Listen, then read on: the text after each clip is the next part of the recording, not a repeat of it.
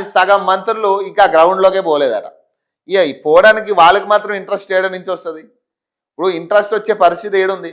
ఇప్పుడు 6 గ్యారెంటీలు, 417 హామీలు, 420 అంటున్నారు కానీ 417 హామీలు కాంగ్రెస్ పార్టీ ఇచ్చింది. కానీ 417 హామీల్లో ఏం నెరవేర్చారంటే ఇప్పటి వరకు సరిగ్గా సక్రమంగా నెరవేర్చింది ఒకే ఒకటి, అది ఫ్రీ బస్. అదొక్కటే సక్రమంగా వాళ్ళని ఇప్పటికీ కూడా వాళ్ళు అమలు చేసేది కూడా. మరి మిగతా విషయాల్లో ఏమన్నా సక్రమంగా పూర్తి స్థాయిలో ఏమన్నా అమలైనవి అంటే ఏది పూర్తి స్థాయిలో కాలే.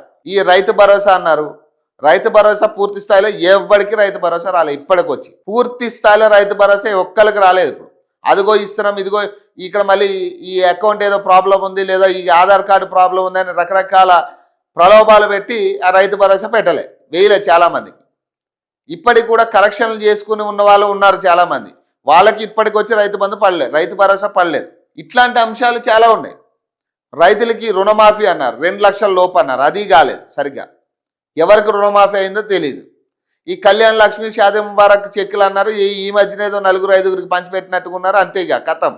2 ఏళ్ళుగా లేదు, ఇక ఒక్కసారిగా ఇగో ఇచ్చేసినాం అంటున్నారు. అంతే.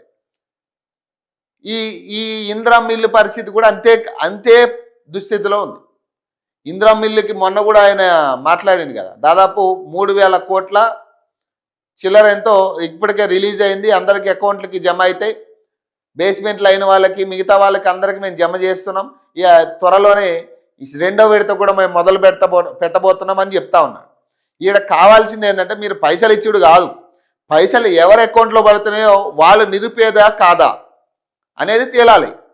ఇప్పుడు ఆల్రెడీ 4-5 ఇల్లులు ఉన్నవాడికి, ఆ కాంగ్రెస్లో కండువ కప్పుకున్న వాడికి ఇల్లు వెళ్తే ఏం ఉపయోగం?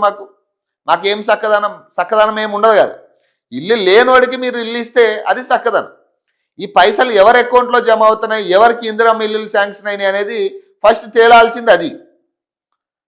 ఇప్పుడు మీరు పైసలు చాలా ఓపెన్గా, ట్రాన్స్పరెంట్గా మీరు ఎవరైతే అప్లై చేసుకున్నారో, ఎవరికైతే శాంక్షన్ అయిందో వాళ్ళ అకౌంట్కి వేస్తున్నారు, ఓకే, మేము కాదనట్లే. కానీ ఎవరికి శాంక్షన్ అయింది అనేది చాలా క్లియర్గా మీరు పరిశీలించాల్సి ఉంటుంది. ఎందుకంటే చాలా చోట్ల ఇప్పుడు మనం పబ్లిక్లోకి వెళ్ళినప్పుడు కూడా వాళ్ళు చెప్పేది ఒకటే మాట, ఇందిరా ఇల్లులు కాంగ్రెస్ కండువా కప్పుకున్న వాళ్ళకి ఇందిరా ఇల్లు పడుతున్నాయి, వాడు కాంగ్రెస్ వాడు అయితేనే ఇందిరా ఇల్లు వెళ్తున్నాయి, వై శాంక్షన్ అవుతున్నాయి అని చెప్తా ఉన్నారు. మరి ఇప్పుడు దీని మీద ఎవరు ఇన్వెస్టిగేషన్ చేయాలి? దీని మీద ఎవరు ఆరా తీయాలి? స్వచ్ఛంగా నిజాయితీగా ఇందిరా ఇల్లు, మరి నిజాయితీగా పేదలక, ఇల్లు లేని వాళ్ళకి మనం ఇస్తున్నామా లేదా అనేది